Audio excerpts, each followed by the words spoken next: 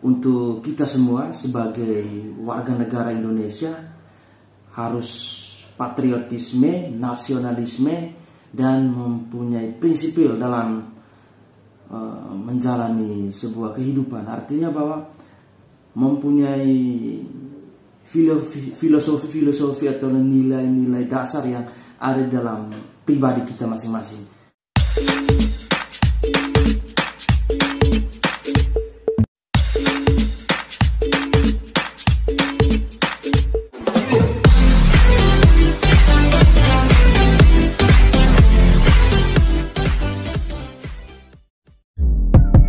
Dukung channel ini dengan cara like dan subscribe, tekan tombol loncengnya.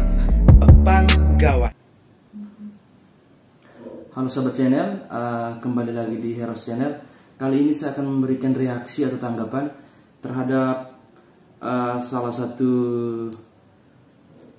wawancara, yaitu wawancara yang dilakukan oleh Deddy Corbuzier terhadap salah satu mantan yang pernah dahulu mencalonkan diri menjadi Presiden Republik Indonesia, Prabowo Subianto.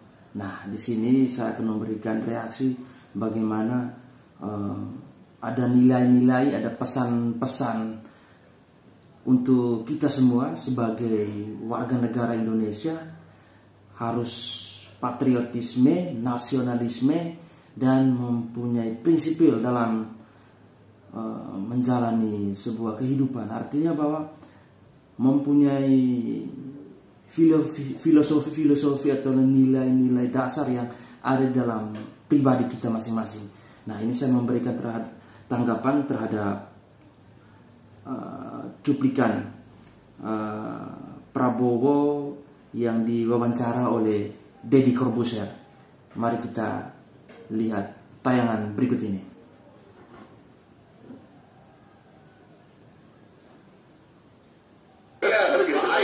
Nanti dia kudeta lagi. Harus saya akui karena saya down juga. Gue udah niat baik, gue masih dikerjain. 5, 4, 3, 2, 1 and close the door. Pak Prabowo lo yang datang lo luar biasa. Pak siapa? Siapa? Udah berapa tahun kita ya? 20 tahun kita Pak, terakhir kali ketemu Pak. 20 tahun lo Pak, Bapak masih ingat loh. Masih ingat. Saya tuh masih main di Regent Hotel, ketemu Bapak, main di meja, masih ada ibu saya, masih ada ibu, betul, luar biasa. Berarti Bapak apa itu sendok, garpu, dia garpu, sendok garpu, sendok. Belokin. Sampai satu hotel tuh habis semua saya dipecat akhirnya. Tapi enggak, Bapak gila banget, ingatan Bapak masih ingat detail tersebut loh Pak. Iya, ini kesehatan ya. Keren loh. Saya waktu itu kan sangat unik. Iya, ya betul. Kumisnya juga unik. Oh iya, agak serem. Jadi begitu tuaan saya mudahin Pak Bapak. Nah itu Pak, ini saya tuh penasaran pengen nanya ini ke Pak Prabowo, dan saya yakin juga banyak yang mau nanya. Kok Bapak mau? Kan Bapak waktu itu bersaing di pemilihan presiden dengan Pak Jokowi. Iya. Terus tiba-tiba Bapak diangkat jadi Menhan. Iya. Banyak orang kecewa, banyak orang kesel, ya. Dan kok Bapak mau gitu? Kok Bapak nggak? Wah udah pokoknya gue terus aja lawan Pak Jokowi, pokoknya gue di luar lawan Pak Jokowi gitu. Kok Bapak? Pokoknya saya jadi Menhan. Oh, jadi begini ya, kan begini. Gue nanya gini aman nggak? Aman dong. Jadi saya juga nggak mengerti kok orang banyak yang bertanya seperti itu, karena bagi saya ya begini, rival dalam suatu kompetisi, oke, ya kan? Apakah rival dalam suatu kompetisi itu harus jadi lawan? Coba. Iya, artinya bahwa di sini ada pesan makna bahwa kita boleh rival tapi masa kita harus jadi lawan. Artinya bahwa di negeri ini harus lebih banyak bagaimana ya, lahirlah pemimpin-pemimpin yang sepatriot seperti Bapak Prabowo Subianto ketika dia menerima kekalahan, bahwa legowo, menerima dengan lapang dada, mau membangun NKRI bersama. Kenapa tidak? kita kan sama-sama membangun untuk Indonesia. Sehingga tawaran dari Bapak Presiden Joko Widodo untuk menjadi Menhan, Menteri Pertahanan, kenapa tidak diambil? Nah, saya pikir langkah yang diambil, keputusan yang diambil oleh Prabowo, meskipun ada satu dua sahabat yang mungkin tidak senang atau tidak suka, tetapi itulah bahwa punya prinsip hidup, bahwa kita dalam satu tujuan yang sama, satu bingkai yang sama, yaitu untuk membangun NKRI. Ya, jadi ini dari pesan dari Bapak Prabowo Subianto. Kita lihat lagi cuplikannya, videonya. Kita ingat waktu kita di sekolah, Ya. kita ikut pada lari, adu lari. Ada yang menang, ada yang kalah. Oke, lu dapet piala. Nah, bener nggak? Ya, gue main sepak bola, tim gue kalah. Ya udah. Apa kita gebuk-gebukan? Ya itu kan, ya itu adalah menurut saya IQ yang sangat rendah. Gitu. Bener nggak? Iya kan? Jadi, satu, beliau ingin jadi presiden. Gue ingin jadi presiden. Dia mau jadi presiden untuk apa? Kan untuk mengabdi, ya betul. Untuk berbakti. Untuk apa? Untuk Indonesia kan? Saya juga begitu. Tujuan sama, mungkin caranya beda lah. Saya juga mau berbakti untuk Indonesia. Nah, kalau sama-sama mau mengabdi untuk Indonesia, kok harus melawan setelah selesai ya? Iya, setelah selesai. Kan lebih baik dua-duanya kerjasama untuk mengabdi, untuk merah putih. Iya. Jadi pernyataannya Prabowo menyatakan bahwa setelah selesai ini, kenapa tidak untuk kita bangun sama-sama untuk NKRI. Nah, ini mempunyai sikap-sikap dasar atau sifat-sifat dasar sebagai yang dahulunya adalah mantan prajurit tentara TNI, sehingga mempunyai sudah tertanam dalam jiwa bahwa untuk NKRI itu harga mati. Mari kita bangun sama-sama. Kenapa tidak? Ya. Jadi ini saya belajar itu dalam sejarah, tapi kan susah. Saya belajar dalam sejarah. Ya. Saya mau cerita ini yang saya belajar, dan ini menjadi semacam apa? Semacam panduan untuk saya. Ada dua peristiwa penting yang saya baca dari sejarah. Yang satu itu di Jepang. Ada dua panglima sangat kuat. Dua panglima sangat kuat. Hideyoshi, ya, Hideyoshi Toyotomi, dan yang satu Tokugawa Ieyasu. Ini dua-duanya hebat, dua-duanya kuat. Satu saat mereka hampir perang, mau berhadapan. Hideyoshi bilang, saya mau berunding dulu sama ya, lawannya itu, sama Ieyasu. Mereka berunding, kemudian Hideyoshi bilang, Anda lihat di belakang saya ini, tentara saya kuat, semangat, jumlahnya banyak. Tapi saya lihat tentara Anda semangat, kuat, jumlahnya banyak. Besok bisa Anda menang atau saya menang. Tapi kalaupun saya menang, anak buah saya banyak yang akan mati. Kalau kau menang, anak buahmu juga akan banyak mati dan luka.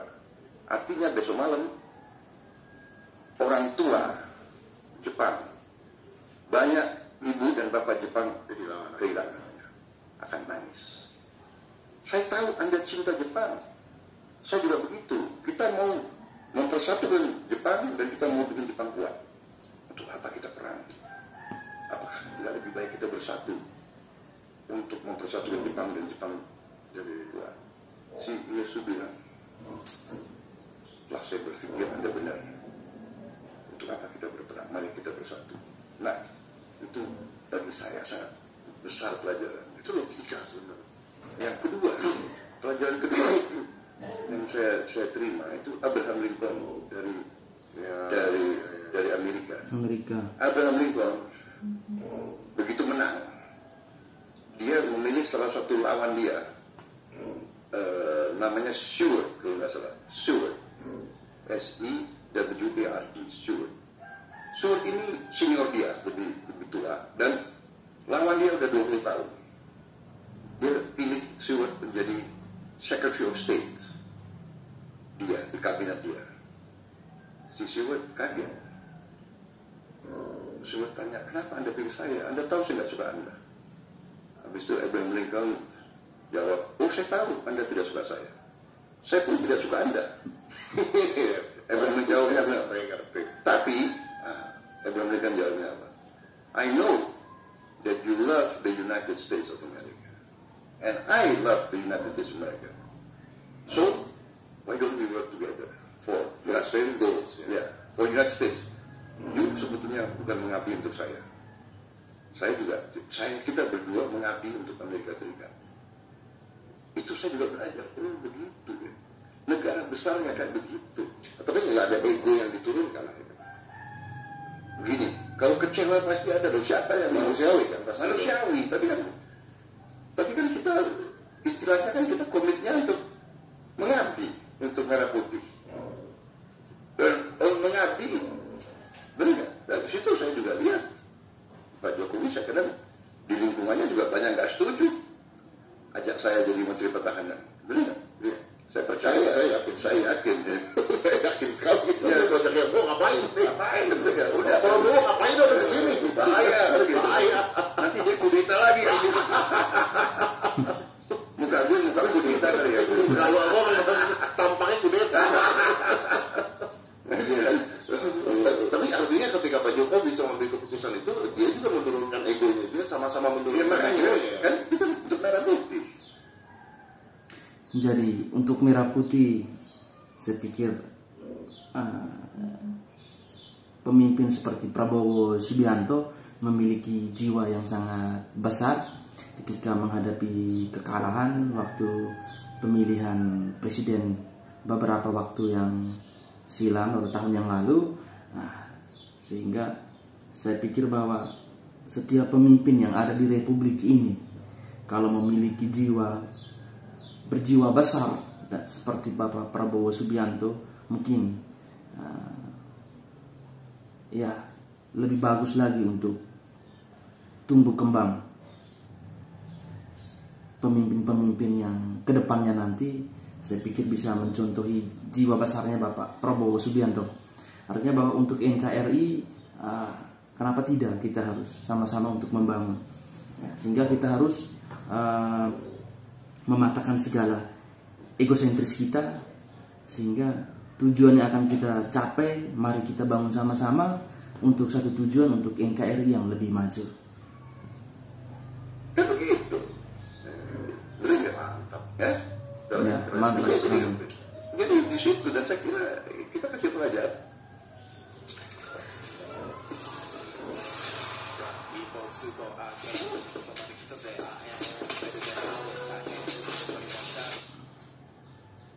Pelajaran, oke, saya ngerti dari sisi Bapak.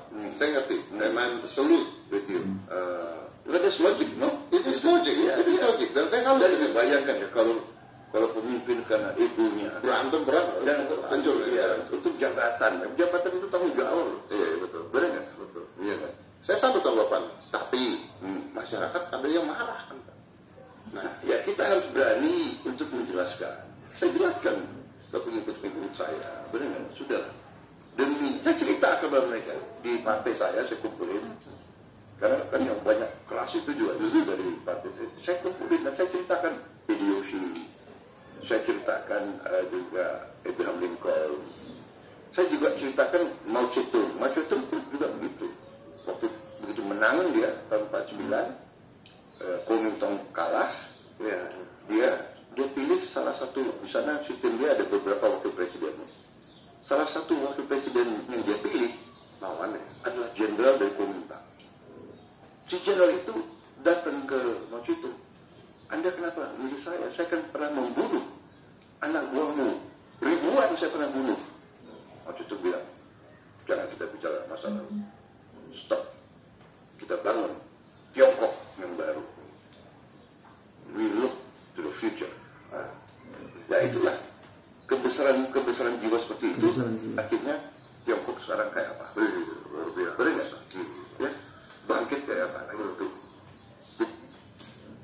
Jadi dari cerita-cerita dari Prabowo Subianto yang mempunyai referensi seperti ada referensi seperti yang dia ceritakan, ada pemilihan presiden di Tiongkok waktu itu, ada lawan-lawannya, artinya bahwa yang lawan dia rangkul menjadi teman untuk membangun Tiongkok bersama.